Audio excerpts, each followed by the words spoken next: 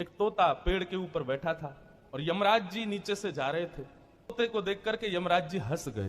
तोते के मित्र थे गरुण जी। एक दिन भगवान की सेवा से अवकाश लेकर के गरुण जी अपने मित्र तोते से मिलने गए। देखा तो तोता बिस्तर पर पड़ा था, बुखार चढ़ रहा है, चिंता में बैठा है। गरुण जी बोले, क्या हो गया भैया, तू इतना चिंतित क्यों दिख रहा है? तोता बोला कि वो कल मैं बैठा था डाल पे, बहुत ठंडी हवा चल रही थी, बड़ा प्रसन्न था, इतना सुख था मेरे जीवन में, लेकिन एक हंसी ने संपूर्ण सुख को दुख में बदल दिया।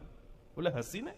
हाँ, मैं डाल पर बैठा था, यमराज जी मुझको देख के हंस गए। भैया मुझे बहुत भय लग रहा है, यमराज हंस रहा है, इसका मतलब मेरी मृत्यु आने वाली है। आप जाके यमराज जी से कह दो ना, आपकी तो बड़ी पहुंच है, उसको कह दो अभी मेरे बच्चे छोटे हैं, मेरी पत्नी मुझसे बहुत प्रेम करती है, मैं मर गया तो कैसे जिएंगे ये लोग। गरुण जी बोले, अरे अरे चिंता मत कर, मैं भगवान का वाहन हूं, यमराज से मेरी बड़ी अच्छी मित्रता है, मैं उसको जाके अभी बोल दूंगा। लेकिन ऐसा भी तो हो सकता है कि मैं कहीं यमराज के पास गया, तेरी मृत्यु हो गई, तो एक काम, तेरा घर पता चल गया यमराज को, इसलिए मैं तुझे कहीं और पहुंचा देता हूं, वहां यमराज नहीं आएगा।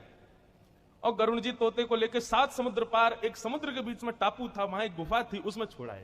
तू यहीं बैठ, मैं जाता हूं यमराज जी के पास। गरुण जी पहुंचे यमलोक, यमराज जी के पास। आप कल एक वन में गए थे, डाल पर एक तोता बैठा था, उसको देख के आप हंस क्यों रहे थे? उसकी मृत्यु होने वाली थी, आप इसीलिए हंस रहे थे ना? मैं उसको 7 समुद्र पार छोड़ आया हूं गुफा के भीतर, ताकि वहां सुरक्षित रहेगा। बोले मैं इसीलिए तो हंस रहा था कि ये यहां बैठा है और कुछ घंटे बाद 7 समुद्र पार एक टापू में, गुफा में बिल्ली का भोजन ये बनेगा। मैं यही सोच के तो हंस रहा था कि ये 7 समुद्र पार पहुंचेगा कैसे। यहाँ ठंडी ठंडी हवा खा रहा है, इतना आनंद ले रहा है, और कुछ घंटों बाद इसको बिल्ली के पेट में पहुंच जाना है, 7 समुद्र पार कैसे पहुंचेगा? गरुण जी पहुंचे तो देखा तोते के बेचारे के पंख पड़े थे और बिल्ली उसका